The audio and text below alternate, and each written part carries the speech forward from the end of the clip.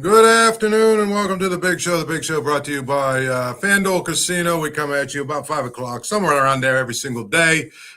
We try and break down the news of the day, try and break down what's going on in the world of the Steelers and, sometimes other things involving Pittsburgh sports. I'm Paul Zeise, of course, and here I am when we are trying to make ends meet of this year. I think one of the interesting things is this. Who is going to be a bigger disappointment, the Ravens or the Steelers? And I would say right now, it is one of those things where there's still enough time left in the season that you can't really make the determination right now as to who is a bigger disappointment, because obviously the next 5 weeks will determine a lot of things. I will say, as we sit right now, both teams being 6-6, it probably absolutely would have to be the Ravens, who everybody thought was going to be the team that's involved in the team that was going to be involved with the AFC North and, have a home game and all that other stuff, be a team that maybe is a threat to win the AFC. Now, here's the thing. The Steelers, I think a lot of people thought would be in playoff position. They probably are in playoff position right now. But the big thing is, where do we go from here? And I think one of the things, I wrote about this yesterday in the Post-Gazette, this isn't your father's Steelers is what I wrote. And what I wrote basically was very, very simple. And that is that you look at this team. This isn't your father's Steelers versus Ravens. You look at this game, and I think what you have in this game is two teams that probably are still kidding themselves about certain things. If traditionally this game has been, one of those games where it's been a lot of slobber knockers and physical defenses and big hits and all the other good stuff. We've had, the characters in this game over the years. These games have been, 13-10 or 13-7 or whatever they were at times. They've been 19-16, 16-13, those kind of games. Every yard, every inch gained is difficult. All that stuff. And so what happens is you look at it from that perspective, and it makes you wonder.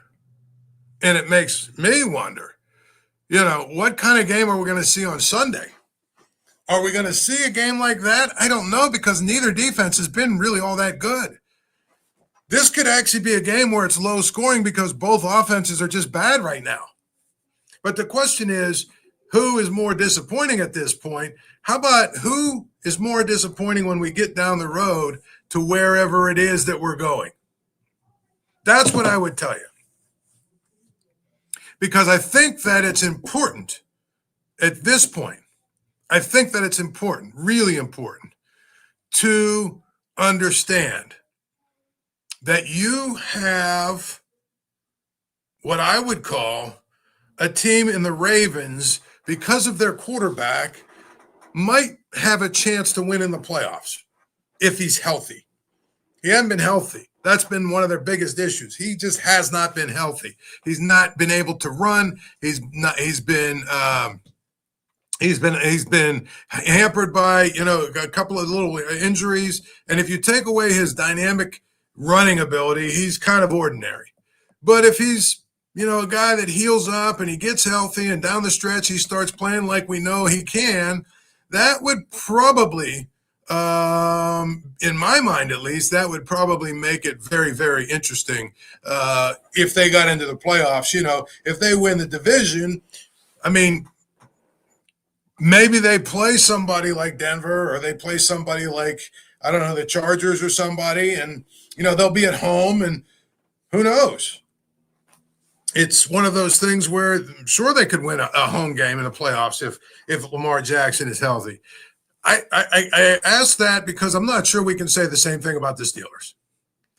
I think if we really are really going to be completely honest about the Steelers, it would be basically I think a little bit of what I would call a little bit of luck or good fortune or somebody from the other team getting hurt for me to believe that they were going to win in the playoffs this year. I just don't know who they're going to beat. I mean, even if they somehow slop their way into the playoffs, they could do that without actually even beating a playoff team down the stretch, I think. They got Miami, they got Cleveland, and say they beat the Ravens. I mean, if they beat the Ravens, they'll probably won't be a playoff team.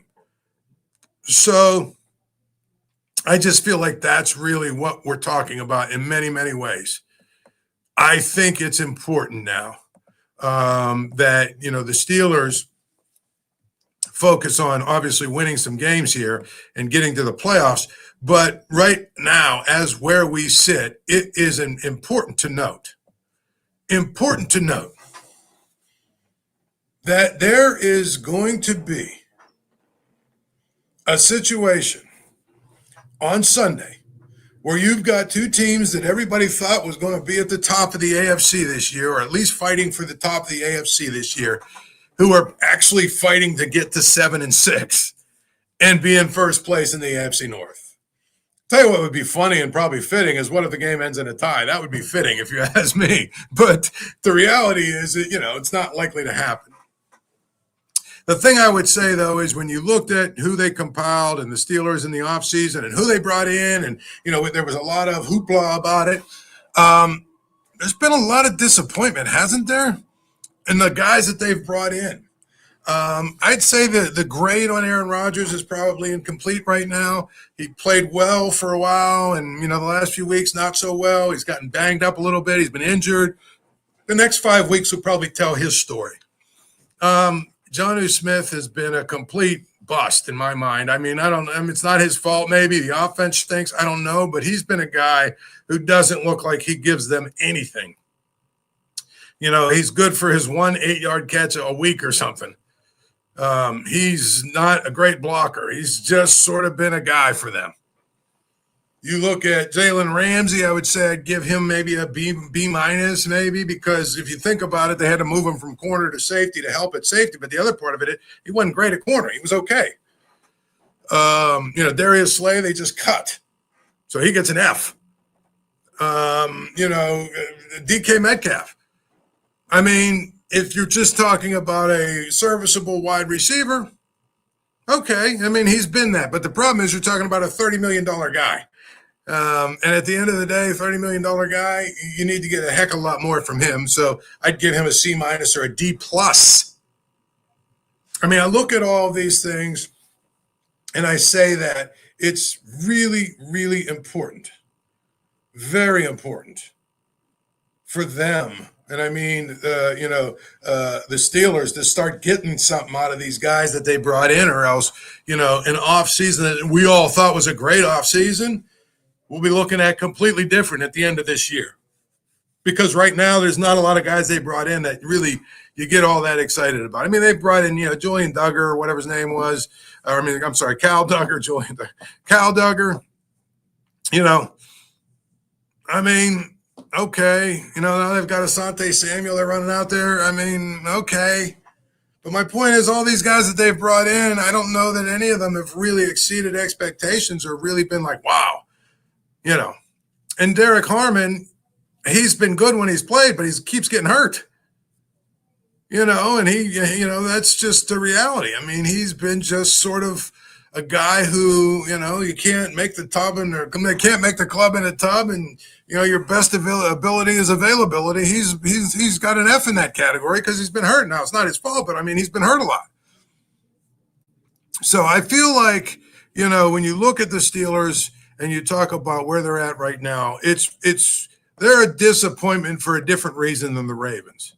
The Ravens have gotten ravaged a little bit by injury. It's not a complete 100% excuse, but it's clear that they have not been really fully healthy. They're getting there. And, I think if they get fully healthy, and that especially at the quarterback position, if they get fully healthy there, I think the Ravens are probably the best team in the AFC North. But I don't think that's necessarily the case, honestly. That's just one of those things where it's kind of ridiculous in many ways. It's just kind of ridiculous from the standpoint of they have a whole lot of different guys that got to get better and guys that probably aren't going to get better given their age. Well, here's an interesting thing. TJ Watt has an injury, did not practice today. I guess a toe injury. That's not necessarily a good development either, except for he hasn't been great. He hasn't been great this year. So I feel like when you look at these things all together, I feel like looking at both rosters, the Ravens are probably better, mostly because I think they're much better at quarterback if he's healthy. I think they're probably much better at running back too. But I think that really the realistic thing is most people probably looked at the Steelers and thought at this point in the season they'd be 7-5-ish, maybe 8-4-ish, right? I mean, something like that, 7-5, 8-4, and mostly probably closer to 7-5. Well, they're 6-6. So they've been a disappointment, but I don't know that they've been a great, huge disappointment in some ways. I mean, you look at the Ravens, I think people probably thought at this point they'd be 10-2 and in full control in the AFC North. And they're just not necessarily. I just think it's important, really, really, really important to get to a point here where it's, the Steelers are probably closer to what we thought they would be than the Ravens are. But again, if you look ahead and you look down the road here, I think the Ravens are probably the team that if there's either of these teams that are going to get somewhere soon, it would be them. It'd be them. And that's where I get to a point where I feel like it is, a pivotal week, but there's still 5 weeks left. I mean, the winner of this game could go 0-4 down the stretch, and this game doesn't mean a whole lot. So the reality is both of these teams probably have a lot to prove and a lot still to prove. It's going to be, a thing of where I think the team that wins this probably wins the division because I think there'll be some momentum and some of the other things, and I think both teams have some tough games down the stretch, but I expect 9-8 to be the record that wins this division. And at 9-8, we'll hear everybody complain about how they're a 9-8 team and they shouldn't be having a home game, but you know what? You win your division, you get a home game. That's how it is. I just feel like that's really the biggest issue to me. This whole thing is I just don't know that if the Steelers win the division, I like them to win. Maybe, I don't like them to win a playoff game. If the Ravens win a division, I don't know that I like them to beat. Well, you know what? I think no matter who they would play, they get a home game. I think they'd have a shot to do it. I really do. So to me, I feel like it's important to note that. It's important to understand that. It's important to realize that you have to, in every single situation, go through the whole case and figure out what it is that the Steelers have to do to get to the playoffs. And I think that really win 3 games. That's where we're at right now, probably. I think if you win 3 games and one of them is a Ravens game, you're probably going to win the division. Because I think that's probably where they're going to be at, 9-8, when it comes down to it. Now, of course, it's also a situation, if you think about it, where they could win 3 games if it's the right combination of 3 games, that they could do it without even having to worry about the tiebreakers. I mean, obviously, if you beat Cleveland and then you beat Baltimore twice, I think, you probably are in a situation where you win the division. If it's everybody's 9-8, which I think they will be, because I think that if you look at the Ravens schedule, Yeah, I guess they just reeled off 5 in a row. But after they play Pittsburgh, they play in Cincinnati, then they play New England, at Green Bay, and at Pittsburgh. They've got a tough schedule. That's not to say they couldn't win those games. I mean, New England, to me, New England is a team that's lived a little bit of a charmed life. Obviously the Bengals are the Bengals. Green Bay has looked really good at times. They've been awful at times. So, I mean, I guess they could reel off those games in a row. But, I just doubt that they're going to. I think, give them a chance to maybe win 4 games. If they win 4 games, that gets them to 10-7. They'll probably win the division. The Steelers, it's very similar. I mean, they've got Cleveland in Cleveland, which I don't know how good that is. How tough that is actually really going to be. I mean, hell, they could be seeing Deshaun Watson if you believe today's reports. You've got, Miami here. It's a game you should win, but Miami's played a lot better of late. Now they're starting to believe they're in the playoff hunt. You've got at Detroit. You've got the Ravens twice. So I'm just saying it's a very interesting down the stretch type of thing. What I like, about winning this weekend is if you win this weekend, you really get to a point where, you now have a little bit of a margin for error in some ways. You breathe a little bit easier. You feel a little bit better about where you're at, and maybe they're playing better. Maybe it means they're playing better. Now, the issue that they've had is every week playing really well, every week playing really well, every week playing really well. That's what the issue is. So I think that really when you look at it, it's important, for me at least, it's important for them to understand this, that you have to go through this whole entire process of going through 5 games. So as of right now, I don't know who is necessarily, a bigger disappointment because the season's not over. And that's where we're at. Anyway, the injury report just came out. Aaron Rodgers didn't practice today. His wrist is healing, whatever.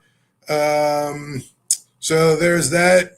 We've got Derrick Harmon. He's going to be out. We know that for the game. It's one of those things with respect to, let's see, Patrick Queen, James Pierre. They're questionable. Aaron Rodgers, TJ Watt did not practice because he's got a toe injury. Obviously, Jalen Ramsey, they gave him a day of rest. DK Metcalf, they gave him a day of rest. So, you got a couple of guys, Ben Skoranek, James Pierre, who are limited a little bit. And so we will see exactly what that means. If you look at the Ravens, let's see. Rashad Bateman coming back from an ankle injury. He is full participation. Lamar Jackson was limited. Tavius Robinson was limited. Devontae Walker was a full participant. Darius Washington and Nate Wiggins both limited. So they could actually have a pretty good compilation of their players available on Sunday, but we'll see. I mean, who knows? Guys pop up on these injury reports all the time. So on Fridays, it's amazing. And then all of a sudden, everything changes. So to me, you take that with a grain of salt. The Ravens, of course, obviously are looking at Lamar Jackson, and they're trying to figure out if Lamar Jackson is going to be able to play or not. And, of course, if he's not going to be able to play, it's going to be really interesting to see that. But I'm sure he's going to play. And the thing about it is if he's not at 100%, which, again, they keep trying to give him days of rest to get him to 100%. If he's at 100%, I think the Ravens win the game. If he's not, it gets interesting. But, of course, without Derrick Harmon, then you look at can they stop Derrick Henry? That's an interesting question, too. Can they stop Derrick Henry? Because that's hard, obviously, if you don't have Derrick Harmon. But again, I think these are all things that are going to be on the table for this weekend, and you've got to figure out if they have a chance to get this done or not. You've got to figure out how they are going to look, really, in many ways. And that's where I would tell you this weekend is an interesting game because in my head, I have a different idea of what Ravens Steeler games look like. You know, I think you all do too. I mean, honestly, most people they love offense. I mean, this time we love defense, but you love offense. Offense is exciting. You want to see points scored. You want to see big plays. You want to see those all. That's all a part of it. I mean, the fun teams to watch with the Steelers a lot of times were some of the killer B teams and all that other stuff. But you know what? The Steelers and the Ravens over the last 20 years have played the kind of defense that actually is just as exciting as great offense. Big plays, big hits, nasty edge, go after teams, make it so that even the best teams struggle to get a yard against you. Every time someone steps across the line of scrimmage, they get hit. That's really what it is. Honestly, that's really what it is. And that's what it's been. Both of these teams have done that. So I think, when you think about it, those are the games we've come to, Ben Roethlisberger with a bloody nose, Hines Ward knocking somebody in the next week, Terrell Suggs, Ray Lewis, James Harrison, right? I mean, all of these guys have been a big part of this storied rivalry. And then you have this year. You look at the Ravens defense, it's almost – I think in some categories it's been worse than the Steelers defense. They've both given up 30 points like 4 times or more. They both are in the, bottom 10 or 11 or something in scoring defense. They both are in the, bottom 10, I think, in total yards or yards per game. The Steelers have one of the worst pass defenses in the league. I mean, the Ravens also – and the thing about it is, if they had competent offenses, like for instance, if you're going to tell me Lamar Jackson's healthy, Derrick Henry's so healthy, he's got his full complement of offensive linemen, and they're rolling like they can, I would tell you they're going to kill the Steelers. But they're not. They can't barely move the ball. They couldn't move the ball against the Bengals because their dynamic playmaker, their quarterback, can't move. And if you take that element out of him, he just isn't that good. And so, this could be a game where we see a low-scoring game that's not fun to watch. Some of those games, like I'm pretty sure, wasn't there a game in the between the Steelers and the Ravens that was like 13-10, or it was like 10-6, I think, late, and the Steelers scored late to make it 13-10. Yeah, there was only 23 points scored in that game, but that was a fun game to watch because it was great defense. Great defense. This is not great defense. This is going to be bad offense. And I think that's the key to me is like the difference between great defense and bad offense is that great defense is fun to watch. Bad offense is not fun to watch. Period. Now, you can log on to your FanDuel casino app. I mean, FanDuel, we like to thank them for being our sponsors. If you can go to FanDuel, you can bet on hockey, you can bet on basketball, you can bet on just about anything you want to bet on, and bet on it anyway at FanDuel. Go to FanDuel Casino or FanDuel, download the app on your phone, or you can even do it on your computer, and then you can open the world of gambling to yourself right from your phone. Tonight's game, for instance, we'll look at the Nuggets against the Pacers. Denver's on the road, but they're -7.5. Pacers have struggled. They've been injured. They've been one of the worst teams so far because of all of their injuries. At the end of the day, Denver on the road, -7.5. You can bet on all kinds of different ways the players are going to score. You can bet on Nikola Jokic to get a triple-double. You can bet on all kinds of different things when it comes to the Pacers and when it comes to the Pacers against the Nuggets. So go to your FanDuel app, download it, upload it on your computer, whatever you do, and you are going to open the world up on the best betting app that there is on the cyberspace. So at any rate, that's where we're at with that. Go to your FanDuel casino and download it, and you can get it done. Now, one thing that I will say,